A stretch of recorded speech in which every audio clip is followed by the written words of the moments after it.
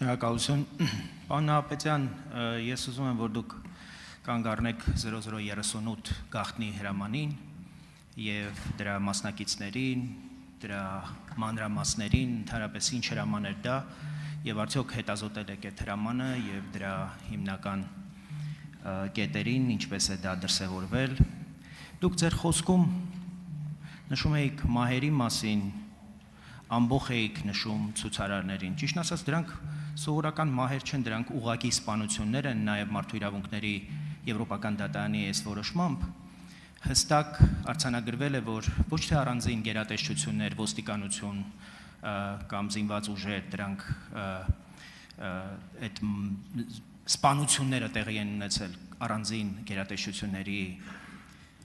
պատճառով իրենց գործողությունները պատշաճ չկատարելու պատճառով, այլ որովհետև եղել է համակարգված ըստ էության պլանավորված ակտ այդ իրադարձությունները հենց այդպիսի ելք ապահովելու համար, որտեղ միայն այդպես հնարավոր կլիներ նաև արդարացնել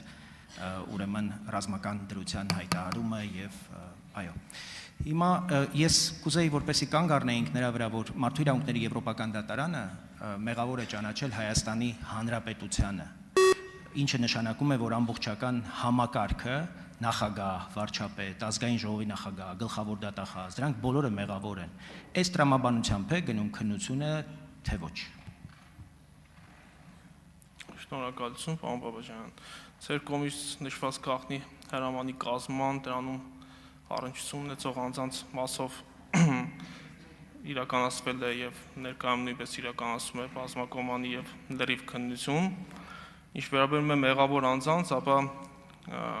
քերական վարույթով առաջ են քաշվել բազմաթիվ վարկածներ եւ ապացույցների բավարար համակցություն ունենալու պայմաններում համապատասխան պաշտոնատար անձինք դատավարական դատակարգերի պահպանմամբ ներգրավում են որպես մեղադրյալ։ Այսինքն դրա համար պետք է մեզ որպեսզի քերական վարույթով ունենանք պատշաճ ապացույցներ, որոնցով հիմնավորվի յուրաքանչյուրի կատարած հանցանքը ենթադրյալ եւ ըստ այդմ նաեւ ունենանք մեղադրանքի որոշումներ։ Շնորհակալություն։